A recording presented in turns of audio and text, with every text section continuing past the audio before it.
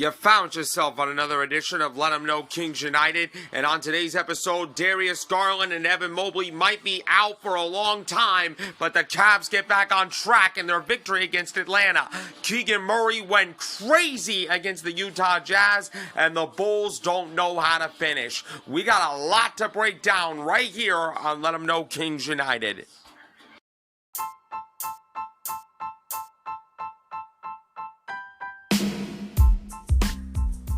And now, ladies and gentlemen, it is that time for the post-game reaction podcast of the Cleveland Cavaliers, Sacramento Kings, and the Chicago Bulls. This is Let 'em Know Kings United.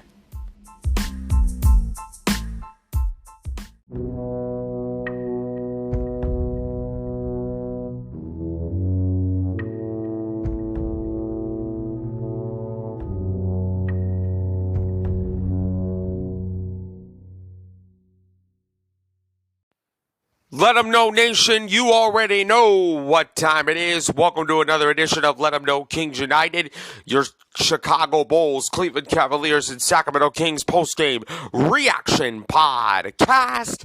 And I'm your host, Skylar Weisberg. Thank you so much for tuning into today's show. I really, truly appreciate it. And you can find Let 'em Know Kings United, which is 100% completely free and available on Amazon Music, Google Podcast for now. If you listen to this show on Google Podcast, please export your subscription to this show to YouTube Music, iHeartRadio, Spotify, Radio Public, Pandora, and wherever else you want to listen to this show. Give the show a follow on those platforms if you can, please.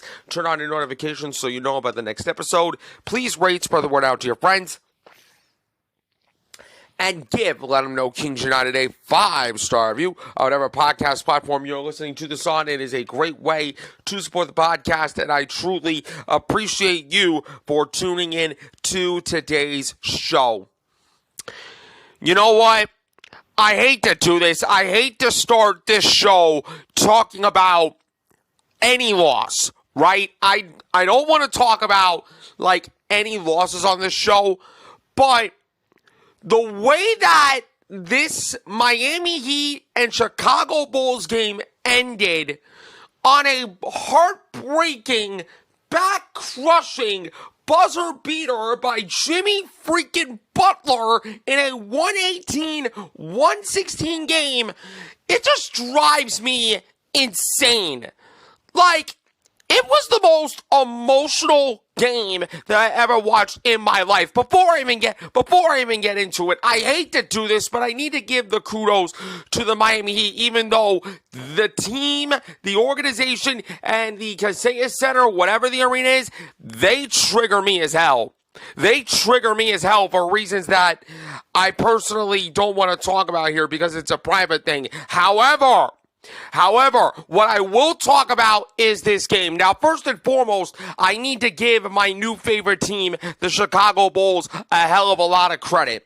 I mean, we were down 36-24 at the end of the first quarter. Again, we had a bad start in the first quarter. We haven't had that in a really long time. We battled back and got ourselves into the game. I mean, DeMar DeRozan made some big shots. Kobe White was getting going late. Torrey Craig, he had a really good first half, but left the game due to injury. A lot of guys stepped up, but the Bulls made a lot of key mistakes in this game.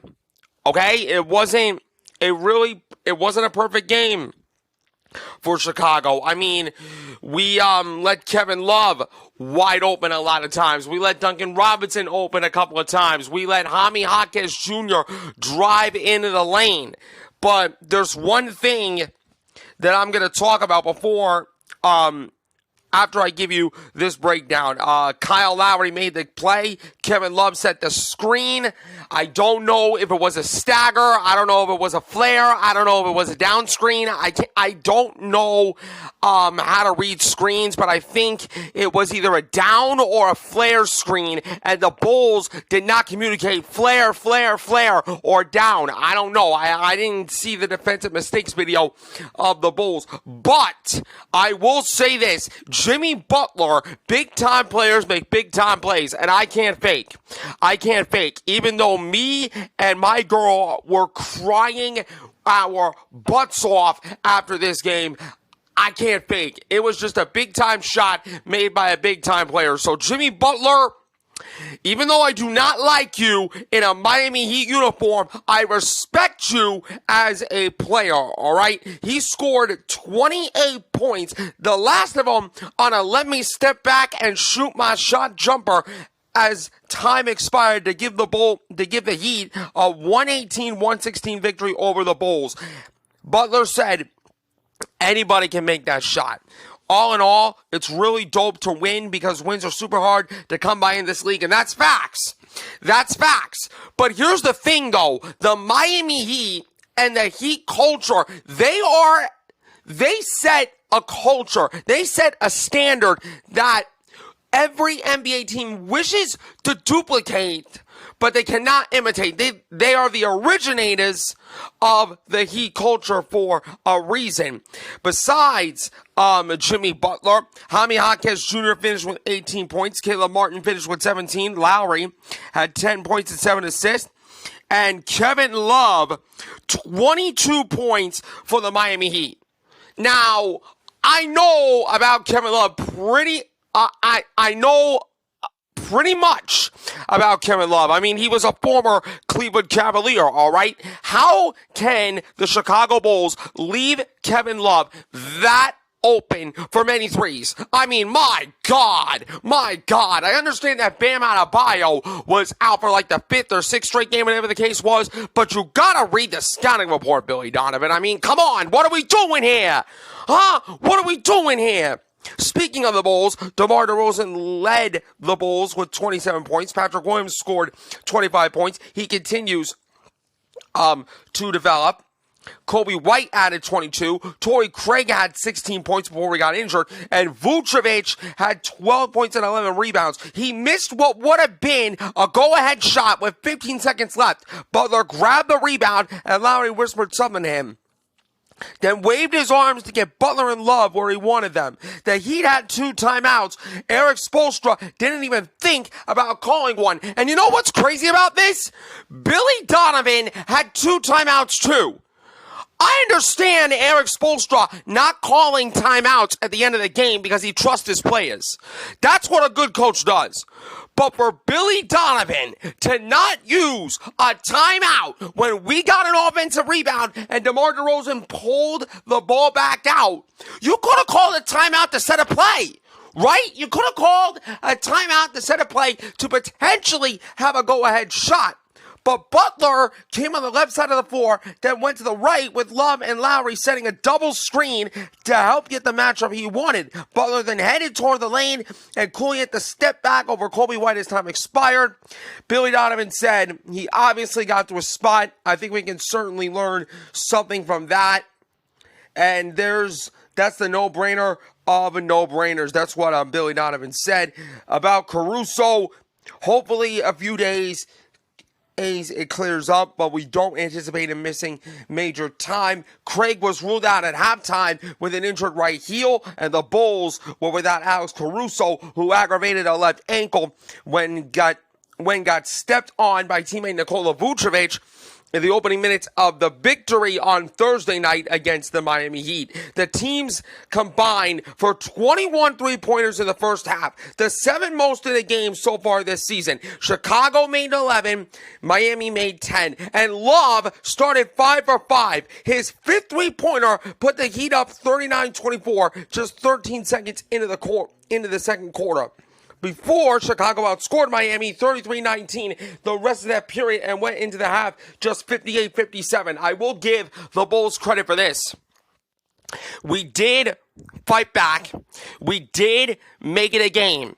But here's the thing about Chicago that still irritates me to this day. We don't know how to finish games in closing situations. You know how Stacey King talks about you got to lock in defensively in the fourth quarter, the last 5 minutes of the fourth quarter? Chicago didn't do that. I honestly think the Chicago Bulls don't know how to lock in the fourth quarter. We battled, we made it close, and I respect the hell out of the battle by the Bulls. But my God, there is a big difference between a series split against a team that annoys the living hell out of me and Jimmy Butler breaking our hearts. The difference is, in big game situations, you need to box out and grab rebounds. Last time I checked, the Miami Heat grabbed 4 offensive rebounds to give the Heat second chance opportunities to win this game. Actually, 4 chance opportunities. Because if you think about it, the Bulls are not talented enough right now to box out and grab a damn rebound. Like, are you kidding me? You know, I voiced this game on my Instagram, okay? And the exact words that I said after the game, after Jimmy Butler hit the let me step back, shoot my shot over Kobe White at the buzzer, I specifically said, I'm not going to scream it. I'm not going to scream it now. But I said these exact words, and I quote, "You deserve to lose. This is BS. You couldn't get a rebound. You don't know how to finish. Are you effing kidding me? This is all on you." And quite frankly, this loss by the Miami Heat is definitely on the Chicago Bulls. It's not that we battled hard and then Jimmy Butler hit a game-winning shot. I don't care how much we battled hard. We don't know how to close games. We don't. I don't give a damn about the close wins that we had against Milwaukee in overtime, or New Orleans a couple of weeks ago, or maybe the San Antonio Spurs one in San Antonio. I think the major difference going into this game was, or at the end of the game in the fourth quarter, the Miami Heat knew how to close games, and Chicago doesn't. We don't. We don't know how to lock in defensively. We don't know how to stay to our man on defense. We're making bad switches. We're causing bad matchups. Our shot discipline is absolutely abysmal. Absolutely abysmal shot discipline. I think there are times in the third quarter where we made, we attempted, 3 to 4 threes, and Javion Carter, I'm talking specifically to you. Your shot discipline is pathetic. Absolutely pathetic. You should go to the G League, bro. Why are you on this team when you don't know how to make the right shot?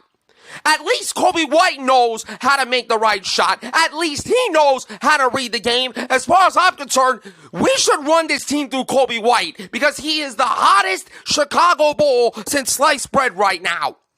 And Billy Donovan, I bet tonight versus Philadelphia, you will not have the guts to run your team through Kobe White. Because, let me be frank, Philadelphia is going to kick Chicago's ass tonight.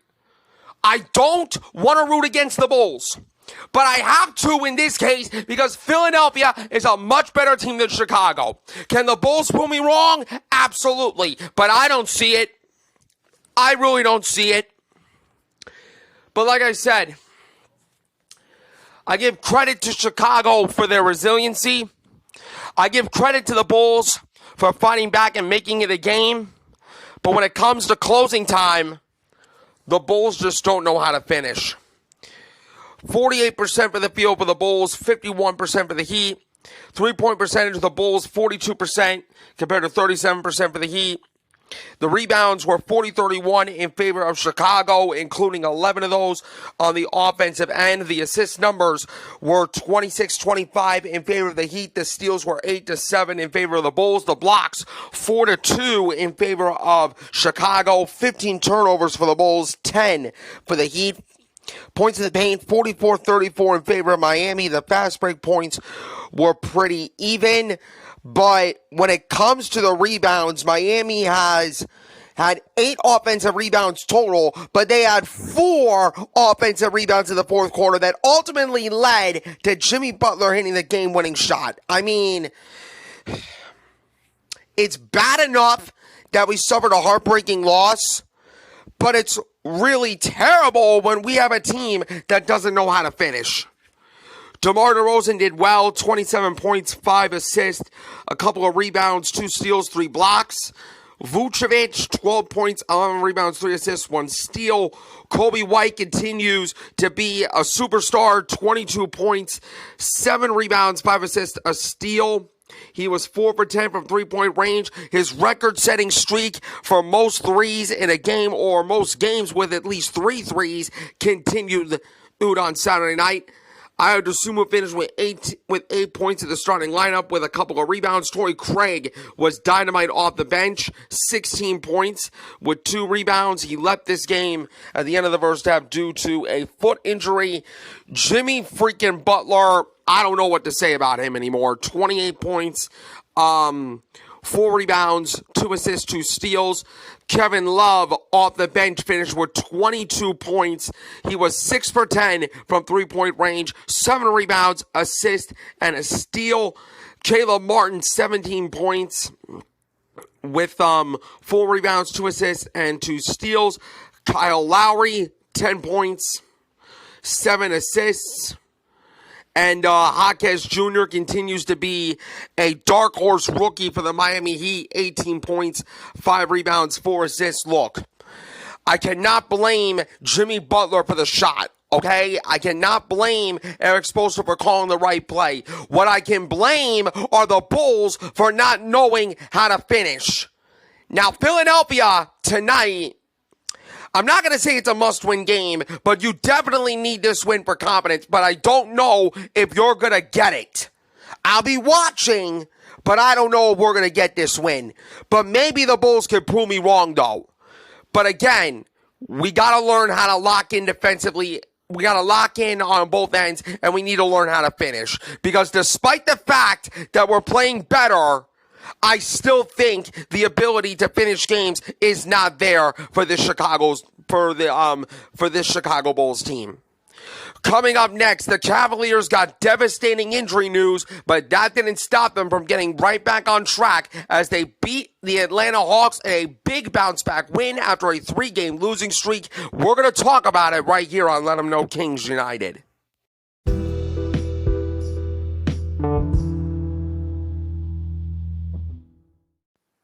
We're back here on Let 'Em Know Kings United, and this Cleveland Cavaliers team suffered a really, really big blow even before the game against the Atlanta Hawks, where Darius Garland was ruled out for a couple of weeks with a broken jaw. But the biggest story, or the biggest loss, in my opinion, for Cleveland was Evan Mobley, who is averaging 16 points per game and 10.5 rebounds, will undergo arthroscopic surgery on Monday in his left knee. Garland is slated to have a procedure to repair his jaw, which was broken on Thursday in a collision with Boston's Kristaps Porzingis. Now, DG will be out 3 to 4, or I should say will be evaluated in another 3 to 4 weeks. He's going to be out indefinitely. For Evan Mobley, he will be out 6 to 8 weeks. So that is 2 big losses for the Cleveland Cavaliers.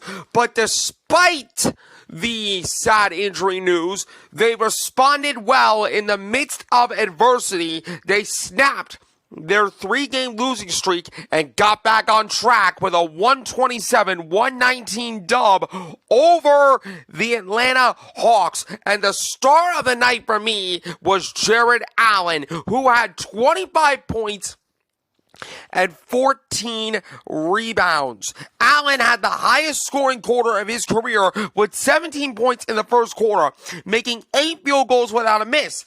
And I guess you could say that it was fake stats, considering that for the Atlanta Hawks, their enforcer, Clint Capella, was out of the game. He sat out his first game of the season with left knee soreness. But you got to play with who's on the court. And the Cavs built a 23-point lead in the first half of their first game since announcing that starting power forward Evan Mobley and former All-Star point guard Darius Garland will likely be out until February. And like I said, the Cavs snapped a 3-game losing streak in the process. Jared Allen said this: I knew that our team could do it because we have the next man up mentality. It was different with Donovan at point. He definitely facilitated tonight, and I think he took pride in it. And speaking of Donovan Mitchell, can we please talk about how the Spider did in his first game at the point? Brilliant. Absolutely brilliant. He had 22 points, but the biggest stat for me, he had a career high 13 assists. Career high 13. The starters that replaced DG and Evan Mobley, Isaac Okoro, and Dean Wade both did really, really well. Dean Wade had scored 16 points in the starting lineup, while Isaac Okoro was dripping with ice, and he dropped 18 points in the process. Karis LeVert added 14 points off the bench. As far as the adversity that the Cavs are running through right now, Donovan Mitchell said this: we got to do it as a group. We lost two of our dogs. This run we're about to go on, it's for them. We're doing it together as a group. And JB spoke about how Donovan Mitchell played as a point guard. He got his teammates involved early, and we're going to need that. He's going to have to pick his spots, but he's an elite scorer for a reason. I am really, really confident that Donovan Mitchell is going to thrive in the midst of this current situation that the Cavs are on right now. And I mean, look, as far as how I assess the game between the Hawks and the Cavs, I will say this. For Cleveland, that was a game where we played hard. We came out with a lot of energy, especially in the first half. I mean, when you score 41 points in the first half, and mind you, this was an Atlanta Hawks team that came in the second night of the back-to-back. We all know the second game of the back-to-back trap, right? The second night of the back-to-back trap. Cleveland took advantage of that and said, you know what? Let's bring it to these boys. The Hawks can't play with us. The Hawks can't contain us. They look like the Cavaliers with Darius Garland and Evan Mobley on the floor, to be honest. That second half, though, I feel as if they took their foot right out of the gas pedal, and Atlanta at some points got themselves right back into the game. But they stayed composed, they stayed within their system, and they got a big win. And this was a big-time win for Cleveland because they were coming in off of very unfortunate losses against the Orlando Magic and two straight to the best team in the Eastern Conference, if not the entire NBA, in the Boston Celtics. Now, mind you, this Atlanta Hawks team, their lone identity is they want to shoot threes and they want to light up the scoreboard.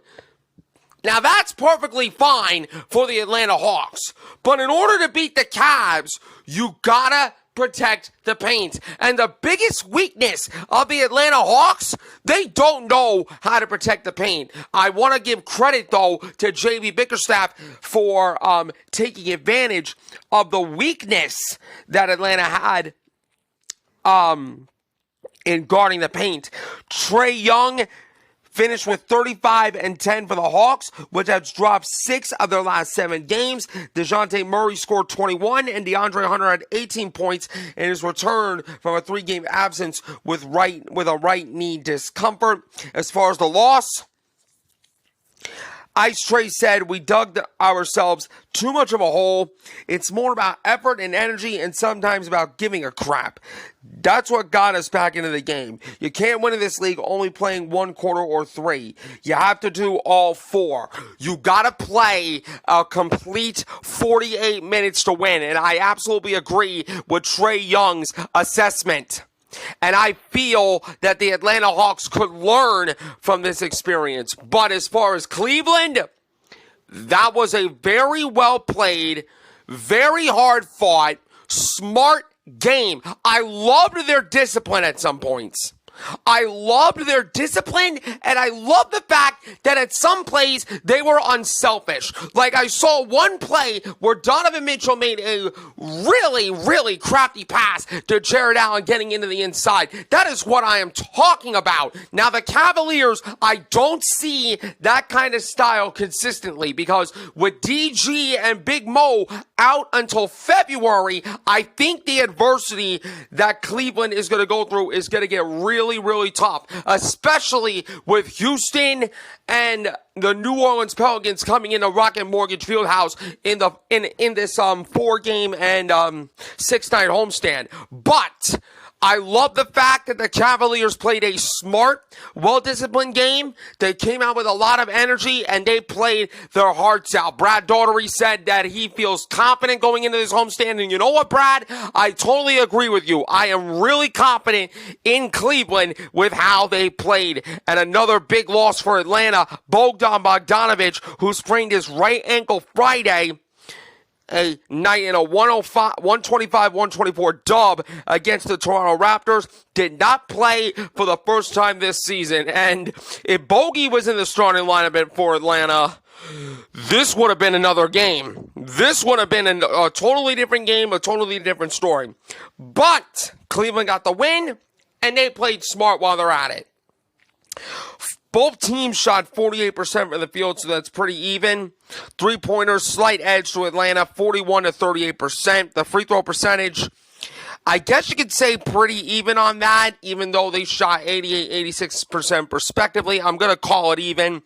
The offensive rebounds, 18 to 6 in favor of Cleveland. They had 49 rebounds overall. They almost cracked 50 rebounds in this game, while Atlanta corralled 34. The assist numbers 32-21 in favor of Cleveland. I love the fact that the Cavaliers did a really good job of sharing the basketball, mostly because of Donovan Mitchell. Like I said, he had a career high 13 assists. The Spider was putting on a show as far as scoring, but he did a really good job facilitating that Jared Allen was talking about. He was finding the open man, making some crafty passes, getting his teammates involved. You love to see that. You love to see that out of Donovan Mitchell, and I expect him to thrive in this situation. The assist numbers, or the steals, 8-5 were the steals in favor of the Cleveland Cavaliers. The blocks were 4-3 in favor of Atlanta.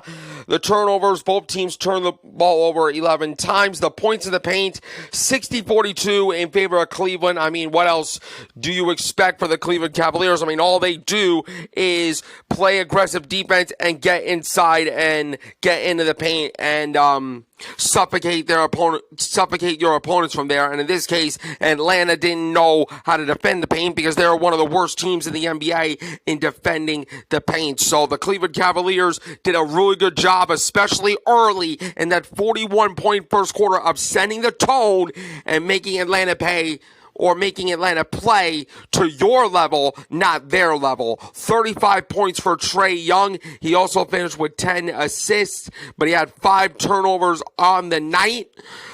DeAndre Hunter, 18 points in his first game back with 2 rebounds. Sadiq Bey finished with 5 points and 6 rebounds. Okongwu got the start at center. He finished with 16 points, 4 rebounds and assists. DeJounte Murray finished with 21 points, 6 assists, and 3 rebounds. As far as the Cleveland Cavaliers, you already know where I'm going with this. Spider Donovan Mitchell finished with 22 points, a career-high 13 assists for him.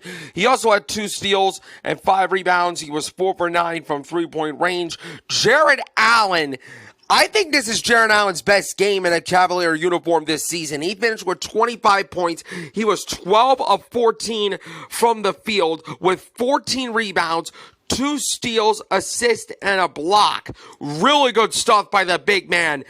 Isaac Okoro thrived in the starting lineup with 18 points, 3 rebounds, 3 assists, and a steal. Dean Wade, 16 points, 4 of 7 from 3 with 5 rebounds and 3 assists. Max Strus, 11 points, 6 rebounds, 5 assists.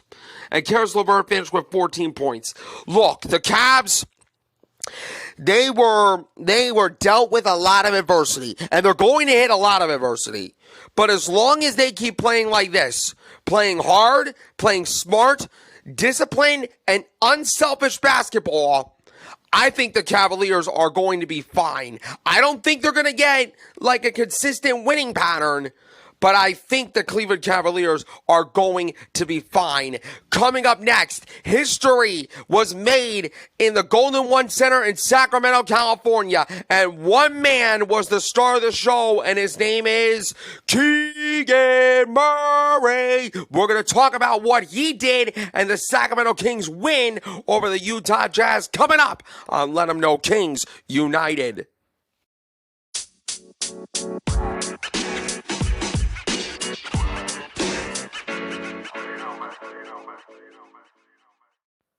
Final segment here on Let 'Em Know Kings United, and there's only one man that describes the whole darn thing.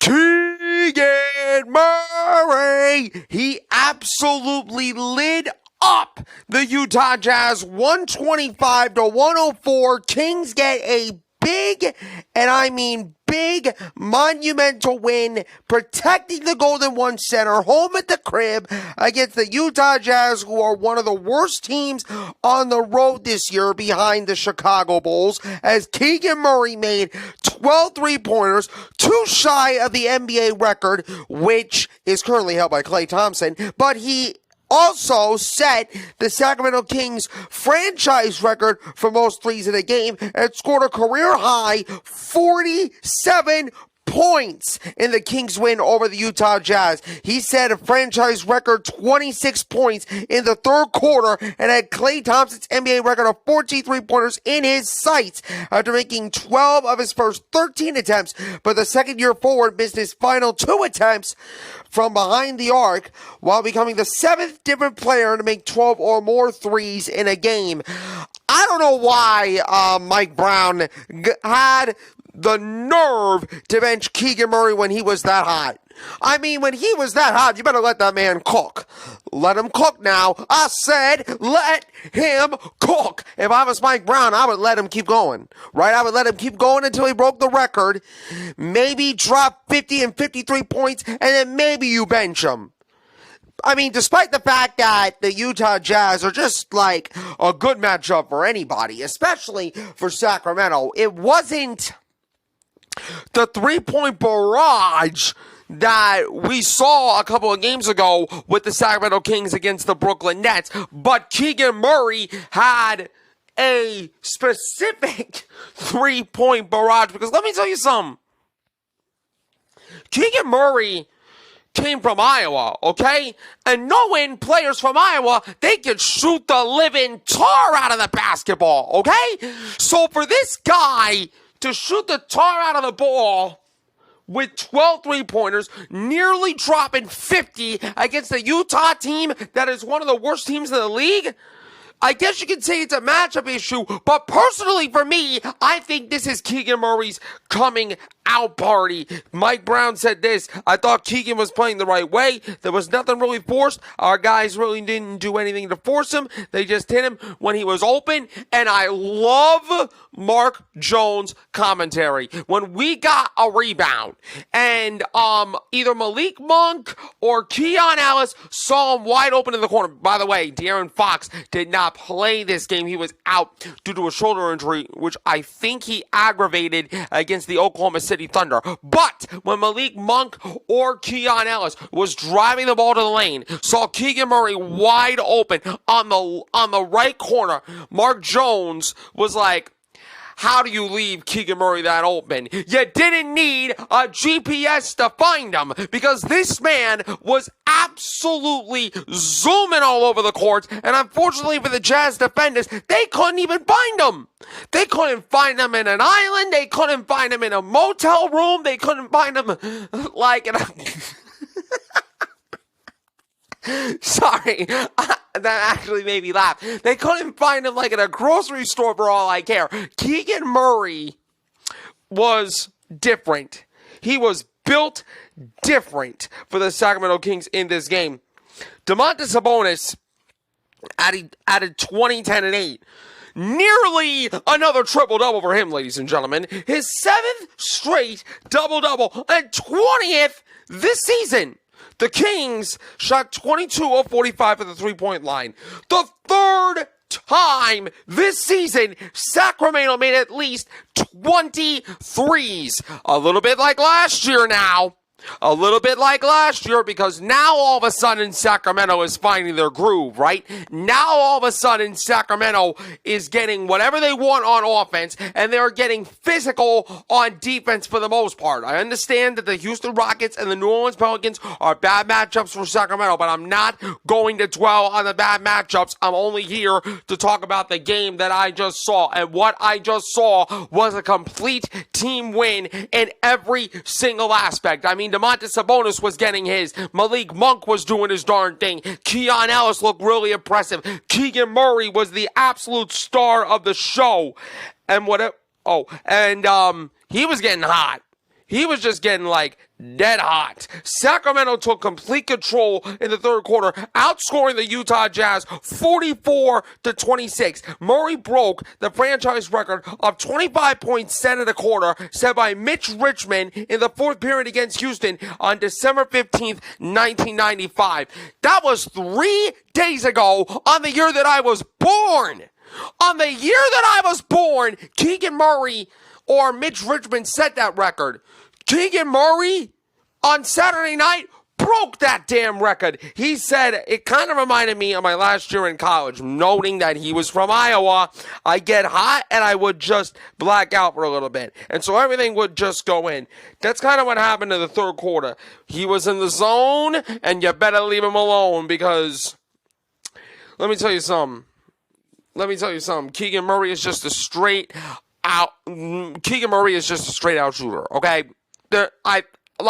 There's nothing that I can't say anything about that. I love his improvement this year, because last year in his rookie season, he set the NBA record for most threes by a rookie, okay? Last year, he was just a three-point shooter and that's it. But this year, he has upgraded his game to a whole nother level. He is getting more physical on the defensive end. He's not settling. And that's the biggest thing for me. When you have a guy in your second year in the NBA like Keegan Murray, when he doesn't settle for one shot and just takes it inside and get for a better shot, that's going to help you become a better player as the season goes on. I know Paolo Banchero from the Orlando Magic right now is in his second year in the NBA, and he is doing that same thing. Not great shooting-wise like Keegan Murray did, but nevertheless, it's almost the same thing. The Kings took the biggest lead of the game after Murray hit his 12th three-pointer at the buzzer at the end of the third with a 106-76 lead. Will Hardy, the Jazz head coach, was absolutely perplexed on how hot Keegan Murray was. He said, Keegan never let us off the hook. Every time you make a mistake, he makes the shot. The percentages will tell you, you know. That's not necessarily realistic either, but it's one of those nights. And he's obviously a very good young player, and hats off to him. Murray scored 19 points in the first half, but that didn't really scratch the surface. Mike Brown said he's just barely scratching the surface because he's been asked to do something that he's never been asked to do at the highest level. With his work ethic, his determination, his skill set, and all that stuff, he's gotten a chance to be a high-level player in a lot of different areas. Everybody's just seeing a little bit of it now, so there's a ton of room to grow for sure. And once he is getting into another level, once he reaches that level, ain't nobody gonna stop him. We all know how good Keegan Murray is, especially with the sharp shooting. But if he develops his game a little bit more, if he can improve on his defense, if he can, spot up and get into the paint more, y'all better look out, because Keegan Murray is a special player. I'm not faulting Keegan Murray at all, because he is one talented dude, okay? I just want to see him continue to develop and continue to grow, and that is exactly what Mike Brown is saying, and that is exactly what I am agreeing with. This dude is a stud. This dude is a big-time player. He's gonna get better, and games like this, That's the result of hard work. That's the result of putting in the work ethic. That's the result of when everybody else is sleeping, Keegan Murray has been putting in the work in the gym. He's been hitting the gym He's been hitting the gym really, really early. He even woke up at 4 a.m. I'm over-exaggerating here, but he probably woke up at 4 a.m., got the corner, and he said, you know what? I'm going to get some shots up because everybody's sleeping. I want to work. And that is exactly what happened. As far as the injuries, De'Aaron Fox was out with right shoulder irritation. Jordan Clarkson missed his third straight game with a right hamstring strain, and a fourth straight miss for John Collins, a.k.a. John the Baptist, with an illness. Thank God. Thank God John Collins was out of this game for Utah, okay? Because if he was in, that would have been a really tough matchup for Domantas Sabonis. And by the way, to every team on defense, you cannot stop Domantas Sabonis. I don't care what you do, Domas is just going to be better than you. I mean, sure, Houston and New Orleans, they exposed him because they are a tough matchup, all right? But to everybody else, you can't stop them. If Domas and the Kings could solve the Rockets and the Pelicans at some point, they're going to be a problem. Right now, Sacramento, to me, are contenders in the West. Right now, to me, Sacramento are contenders. Clippers, they got to be up there because they won 7 straight. Minnesota, even though they're number 1, I don't really trust them. Denver's up there because they're the reigning defending undisputed NBA champs, but I'm getting a little bit too far ahead of myself. 54% of the field for Sacramento. They did really outstanding, and the shooting, they shot nearly 50% from 3. More specifically, Keegan Murray, but nevertheless, when a team shoots nearly 50% from behind the arc, chances are that you're probably going to win the game, and that is exactly what happened. The rebounds were 45-37 in favor of Sacramento. The assists, 36-28 in favor of the Kings. The blocks were 8-6 in favor of Utah. The blocks were 3-2 in favor of Utah. I'm sorry. The steals were 8-6 in favor of Utah. The points in the paint, 52-48 in favor of Utah. The fast break points, 16-2 in favor of the Sacramento Kings. Once they got the rebound, Sacramento, I'm speaking of, they wanted to push the ball in transition and force Utah to react to that. Colin Sexton, he's the only guy that I'm going to mention of our Utah. He did really well with 28 points, 3 rebounds, and assist. I know Kelly Olynyk had 9 points and 13 rebounds, a steal, and a block. THT off the bench finished with 12 points as well as Hendricks. But my God, Keegan Murray was the star of the night. 47 points. On a plus-minus, a plus 33, 12 of 15 from 3, 8 rebounds, 2 assists, 2 steals. That was the most complete game that I've seen Keegan Murray play.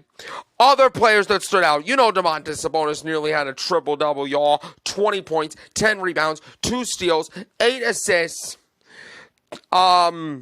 Harrison Barnes finished with 16 points with 4 rebounds, 2 assists. Malik Monk off the bench, you already know, 18 points, 8 rebounds, 8 assists, 4 rebounds. He's sixth man of the year in the NBA, and he's not even close. Look, Sacramento, big win on Saturday, but you know what? You're walking into another trap game against the Washington Wizards tonight. Now, even though the Washington Wizards are 4-21, don't overlook these guys. They got some shooters that can flat out score, specifically Kyle Kuzma. He's a really good player. We all know how talented Jordan Poole is, but I know Sacramento will be ready to play. They got to protect the crib after They got to protect the crib again. They're in the middle of a long homestand, but you know what?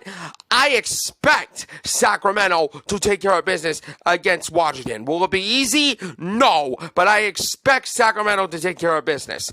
That's going to do it for today's edition of Let 'Em Know Kings United. You can find this show on Amazon Music, Google Podcast, iHeartRadio, Spotify, Radio Public, Pandora, and wherever else you want to listen to this show. Give the show a follow on those platforms. Turn on your notifications so you know about the next episode. Please rate, spread the word out to your friends. Give the show a 5-star review on whatever podcast platform you're listening to this on. I am your host, Skylar Weisberg. I appreciate you all for tuning in, and I will see you right back here for another episode of Let 'Em Know Kings United.